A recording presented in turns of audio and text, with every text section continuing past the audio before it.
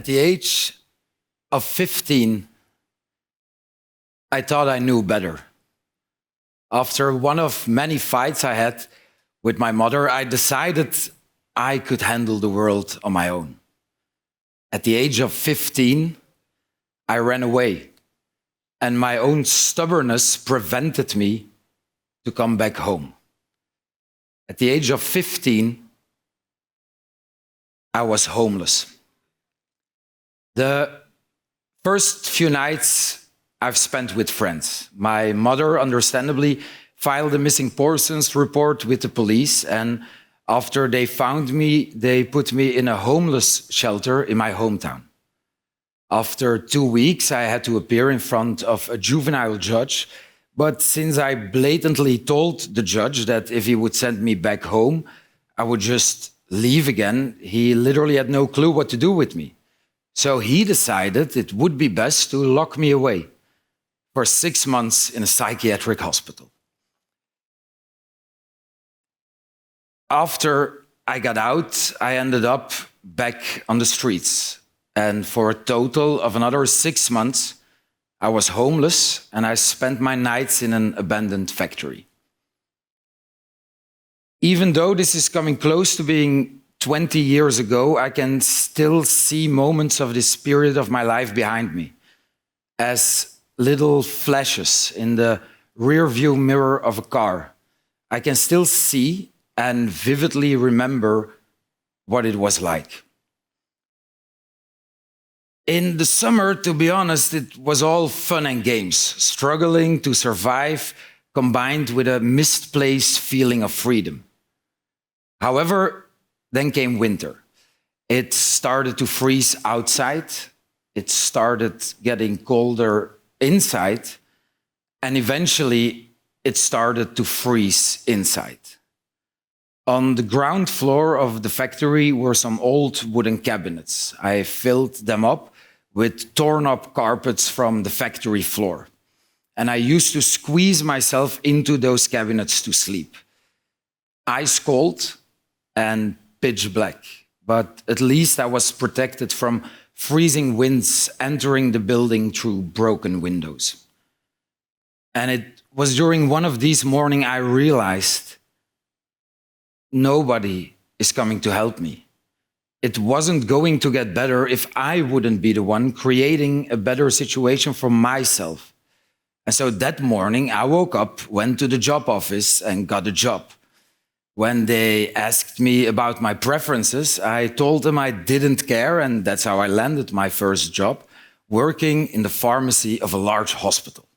It wasn't glamorous, but it was a start and it paid the bills. For the next 10 years, I did all sorts of jobs, mostly in sales. I sold cell phone contracts, solar panel insurance, alarm systems, even saltwater dispensers, basically anything I could sell. And it didn't take me long to realize I was actually pretty good at it. Then came January 1st, 2017, 2:15 p.m. I was 26 at the time. I was showering, hungover from a New Year's Eve party, and it hit me.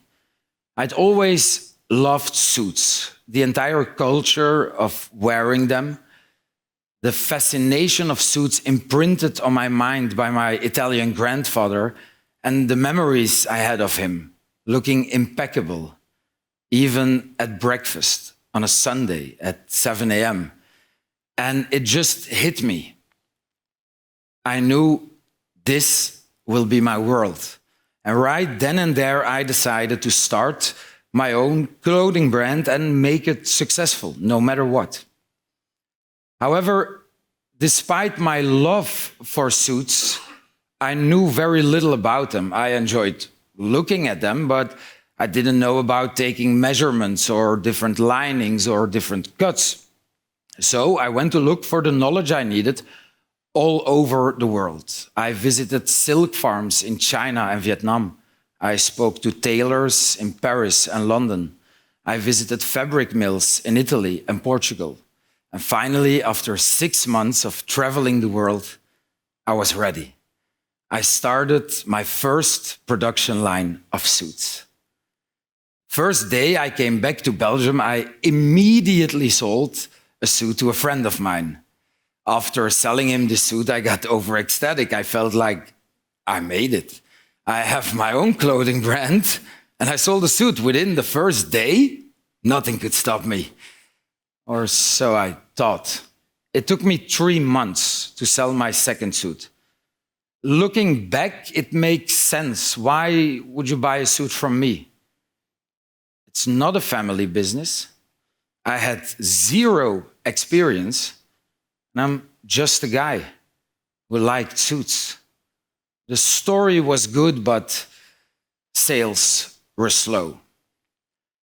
Eventually, after months of hard work and not giving up, in March 2018, I got my first break. A journalist picked up my story, from homeless to selling luxury suits.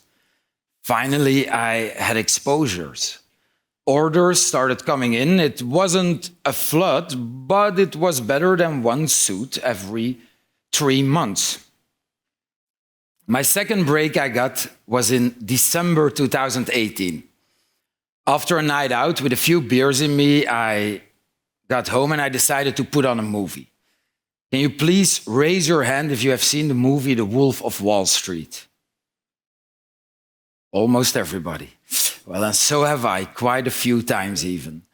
Feeling inspired, I looked up Jordan Belfort, the real Wolf of Wall Street, and I sent him a very simple message on LinkedIn. First of all, I'm a big fan of the movie. And second, would you please endorse my tailoring skills on my LinkedIn profile? Honestly, I forgot about it after sending the message. Maybe the beers I had that night had something to do with it. A few days later, though, my phone buzzed with a notification and I got a new message from Jordan Belfort on LinkedIn. He actually replied. His message, however, was just one word: thanks. Quite disappointing, to be honest. Luckily, 2 minutes later, a second message arrived. Maybe you should come to LA and make me a custom suit. The decision was easy. I applied for my visa, I packed my bags, and within 72 hours, I was standing at his doorstep in LA. Doorbell guy opened the door, looked at me with my little suitcase full of fabrics and my tape measure around my neck, and he asked me what I wanted. I'm here to see Jordan Belfort, I stuttered. Oh yeah, you're the tailor from Belgium, he said. Jordan told me about you. Please come in. So I entered the house, still shaking, and there he was. I was feeling quite overwhelmed. Just a little guy from Belgium sitting down with a guy whose life was so crazy, Leonardo DiCaprio played him in a movie. And there he sat next to me, wearing nothing but boxers, running shoes, and a hat. We sat down and I told him my story. He loved it. We got along amazingly well. Yeah, so they flew in from Belgium to make me a custom-made suit. Self-made entrepreneur, great story. He was homeless, going wild, just living the frickin', La Vida Loca. And then one day he watches the movie The Wolf of Wall Street, realizes he wants to sell, goes out there, great salesman, starts making money as a salesman, and then he's in the shower one day, hungover from partying like a rock star, and it hits him. You know what? I want more than this even. I want to start my own business, and he always had a flair for clothing, and he starts his own clothing brand, and now this guy's a major up-and-coming suit designer, and it's a fucking great story. What's your name? Tell me your name. Tommaso Bordoni, and I gotta admit, everything he says is true. Couldn't have said it any better myself. By the end of 2018, I became Jordan Belfort's tailor. This got its fair share of media attention in Belgium and doubled sales. Publicity I received from this also caught the attention from a casting director for Belgian television. And about a year later, in May 2020, I got asked to be on a reality show following 10 entrepreneurs in Belgium. This was around the time things with the company really started to take off. Before this, it had been a slow and steady climb, and it felt like a lot of work for little to no return. In January 2023, I got a phone call from my business partner. He told me that after all these years of hard work, not giving up, and daily struggles, my clothing brand was no longer just breaking even. I was making a profit. For most people who strive for success, this would be amazing news. For me, however, it felt devastating. And I couldn't understand why. This was what I'd been working towards, so why wasn't I feeling happy? This feeling of restlessness plagued me for months, until one morning I woke up, looked at my beautiful fiancée, and told her, "Baby, I'm going to be the first man in the world to climb Mount Kilimanjaro dressed in a three-piece suit." She just looked at me, smiled, and said, "I know." Which obviously confused me. We were very in sync, but how could she possibly know something this absurd that I had just thought of 2 seconds ago? She knew because she understood me. In all those years we'd been together, she'd noticed something. I'm an addict. I'm addicted to the struggle of overcoming hurdles. And so I began training for my biggest hurdle yet. Here's a little background information about me. I'm a smoker, and I enjoy a good glass of wine, a good glass of whiskey even more. And I'm not exactly what you would call athletic. I've never done a 5K in my life. And running even 1 kilometer would literally make me throw up. Everyone around me, friends, family, personal trainers, fed me with nothing but negativity. They told me it would be next to impossible to climb Mount Kilimanjaro with no prior athletic experience whatsoever, especially if I would be dumb enough to try so in a three-piece suit.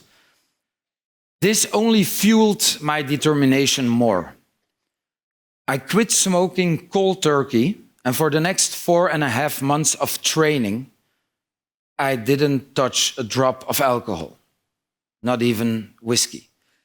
My best friend, Alex, and I, we started intense training, and for the next 4.5 months of training, we did 25 to 30 kilometer hikes at least once or twice a week, just to get our bodies ready. The point I'm making here is very simple. Nothing works unless you do. If you are willing to put in the work and to dedicate yourself fully, if you outperform yourself every single day, anything is possible. And how impossible it seems right now doesn't matter. When I was 15 years old, I was homeless. Now I've had a roof over my head for the past 17 years. I've always had a passion for beautiful clothing and suits. Now I run my own successful clothing company. I was locked away for 6 months in a psychiatric hospital. And apparently I'm still a little crazy, because at 33 years old, I did become the first man in the world to successfully summit Mount Kilimanjaro dressed in this exact suit. So guys, I did it. I officially made it to the summit of Mount Kilimanjaro, being the first man in the world to do so in a three-piece suit. It's amazing. It's a little bit more overwhelming than I thought it would be, but and over there, somewhere over there on the road, Alex is coming. We did it. I think you can take my word for it if I say, if you work hard enough, anything is possible.